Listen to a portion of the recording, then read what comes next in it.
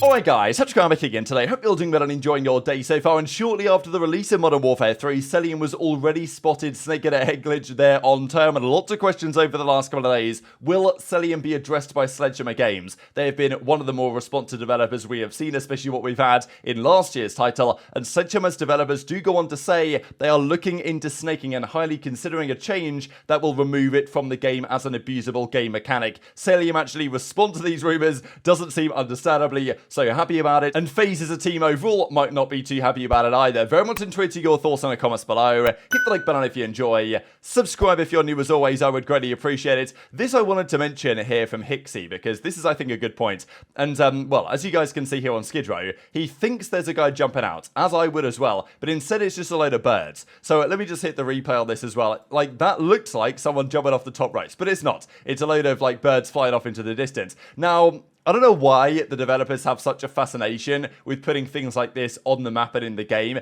It was a thing in Counter-Strike as well. I think even recently in CS2, it might have been Overpass, I'm not sure. But I was playing Overpass recently, and I thought there was a flashbang coming over, but it wasn't. It was just a bird that was flying around. And I don't really see why they need to put these things on the map. Sure, maybe it looks pretty and, okay, nice, well done on your bird AI technology, but it's like, doesn't really add anything to the game, does it? And even back in the Counter-Strike Go days, or maybe even earlier than that, you guys might remember on Train, there used to be a thing that if you ran to the end very quickly near the end of Ivy, there were some pigeons that would fly up to the sky at a certain timestamp, and if you jumped on top of them, you could get flown up to the roof of the map and then shoot everyone from above. So eventually they were like, all right, we'll remove the birds. So in CS, eventually they did that, but in Call of Duty, I don't know if I have so much faith. But still, as Hixie says, these birds are going to wind me up all year, and I don't necessarily blame him for thinking so.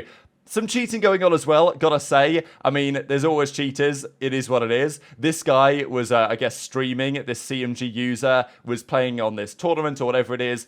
And you can see from his point of view, it's kind of funny because some cheaters are so stupid that they don't even hide their cheats from their own point of view when they broadcast. So you guys can just see the outlines of the players through the wall. And maybe it's just wall hacks, maybe it's got some other assistants as well. At the end of the day, it doesn't really matter. Cheating is cheating. And oh wow, what a great read on that guy coming through. Damn, this guy's absolutely cracked. So this is the issue, right? You get some of these kids who are actually legit and good players, and then you get other kids who are like, oh yeah, I'm cracked, I'm next up and all this, and oh no, I'm totally legit, and then actually they are cheating. So the people who are legit then, you know, get lumped in on this type of category. Wow, another phenomenal read from this guy. Wow, this guy's absolutely unbelievable. Oh, the shots. Fantastic. What a player, by the way. What a player. No, he's not going to be getting nominated, this guy, for any esports awards. These are the esports awards nominees, so, you know, so many. Call of Duty always tend to do well in these, right, every single year. But, you know, we got Coach of the Year, we got Casters of the Year, we got Host of the Year, Analyst of the Year. Obviously, Scrappy's on there, a couple of the players are on there. So, yeah, hopefully these guys do well. I'm guessing it's only in a week and a half or something. They usually do this at the end of November, typically. Now, a bit of drama I wanted to dive into last night as well. There was this crazy hardpoint finish that I'll let kind of play out in the background here, but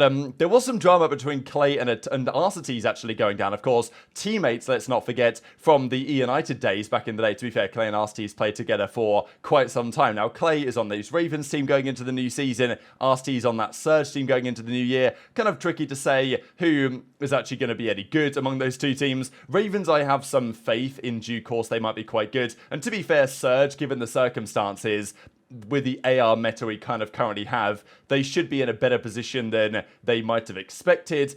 But still, I'm not massively high on that team, it's got to be said. But they were scrimming, I guess, last night, and Clay and Arcitys got into a bit of drama here. This, of course, was some BPL, kind of an absurd comeback. I'm pretty sure Pred was watching from the, maybe Slash's POV, or at least you could hear the comms on that team, and they were not particularly happy with this result. But Clay was scrimming up against the Surge guys here, and I guess what Arcitys was trying to get across is like, oh, well, why are you playing in this way, Clay, given the fact that, you know, you're about to lose the game while you're setting up on this head glitch type thing, or whatever the drama was kicking off about. But, you know, still, the words exchanged between the two were kind of spicy. Look, old friends, teammates, but still, things can get heated even in scrims in the early part of a game. And I can definitely see these two teams being in a bit of a fight for the World Championship qualification. Like, the way I look at the league, I think outside of the top four, and maybe even teams like Thieves could be in there as well, I think going into the season, they'd probably be my fifth favourites. But I think it's so up in the air what like the league even looks like behind the top four theoretical teams. They could be a big fight for the World Championship this year. Maybe these two will be getting involved. Clay, what the f is wrong with you, bro? You're Old.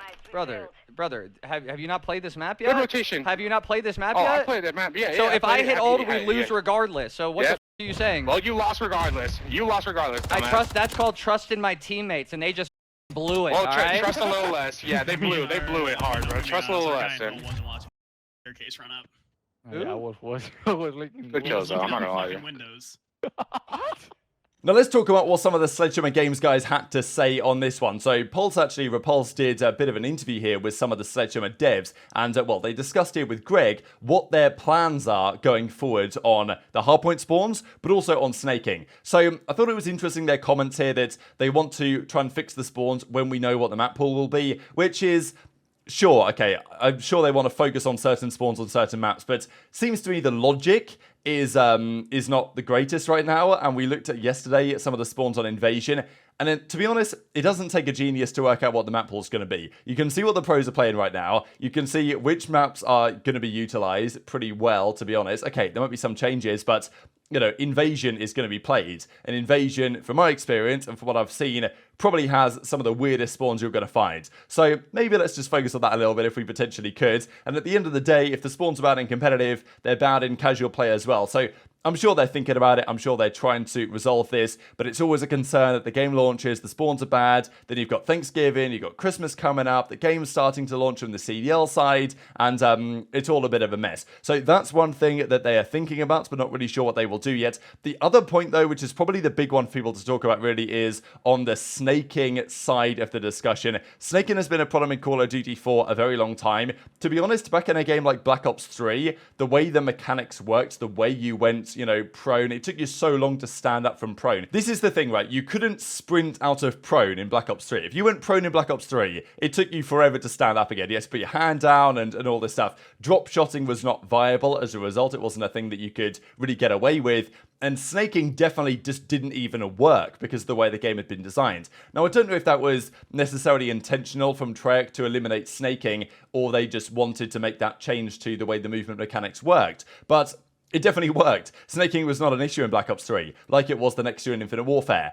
And this is the concern we always have, is that there's certain players, such as Cellium, such as Drazah, who are now, of course, on the same team, who are not afraid to abuse gameplay mechanics to their advantage. And it's always been a talk from Octane and others that, oh, well, you know, competitive integrity went out the door a while ago. Back in our day, the pros would agree not to use these mechanics because it made the game play and watch worse. But nowadays, the pros are like, well, if it's there, I'm going to use it. And the fact of the matter is that if you get 47 pros to agree not to use it and one of them does, well, it all's going to descend into chaos. So fundamentally, it's on the developers to solve these issues if that's actually going to be resolved, because Cellium is not going to stop of his own accord, you know, that's just how it is. Neither are other pros, even the likes of a stair glitch and stuff like this as well. So this is why, if we want to get this fixed, the devs are going to need to step in and say, all right, this is what we're going to do. So they talk about it here. They don't say, all right, we're definitely going to remove it, but they're at least talking about potential solutions and ways they could remove this as a problem. So it's across the board. We're doing that work.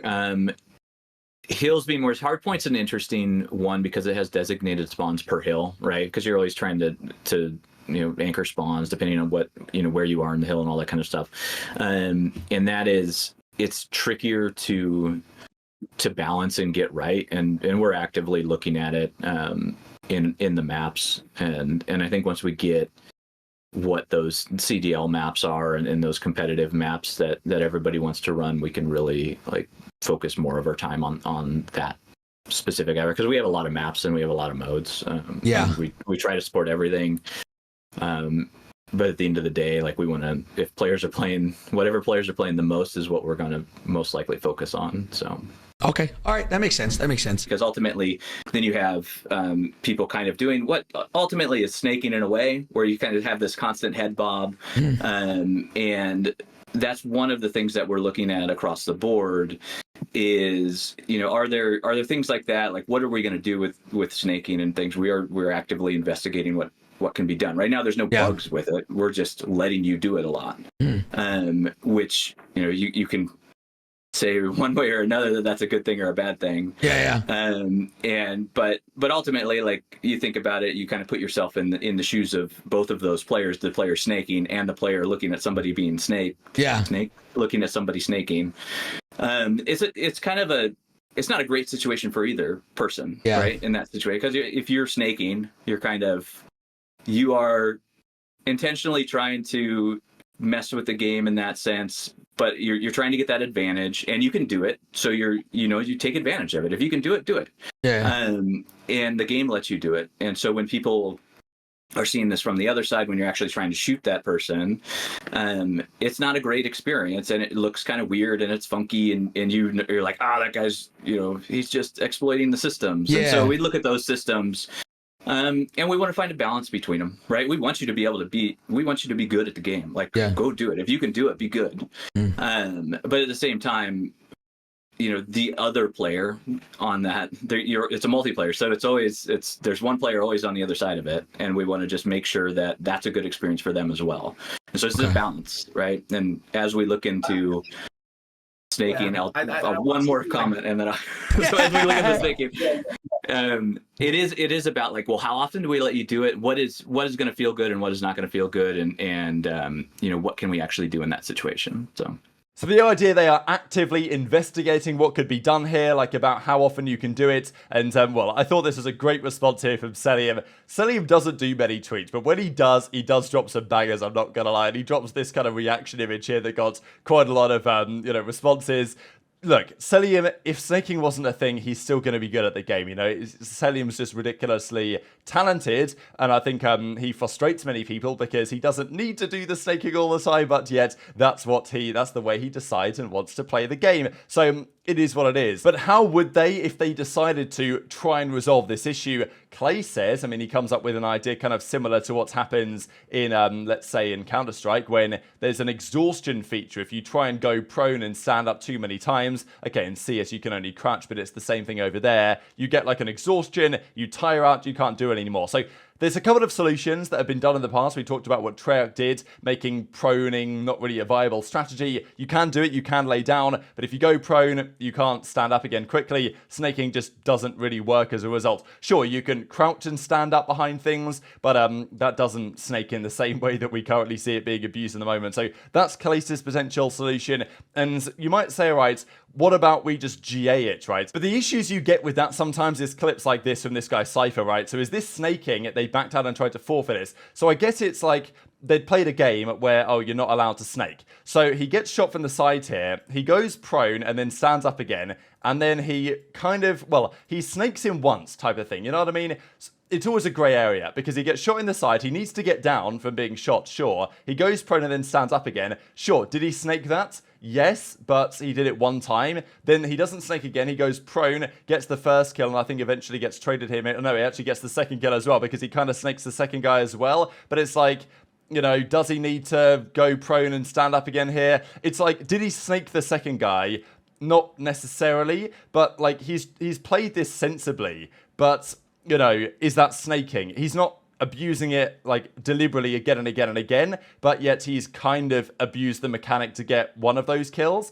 So, I get why the other opponents thought, this guy's just snaked me, let me get him forfeited. But this is why you can't really GA it, right? He's not necessarily abused the mechanic, and he's used, his movement quite smartly, but I can certainly see why the other guys thought he was snaking. So this is when you get the issue that at the end of the day, the devs probably have to resolve this, and they might well be trying to resolve this. So very much interested to your thoughts on all this stuff in the comment section below. Hit the like button if you enjoyed, subscribe if you're new, take care, and I'll see you next time.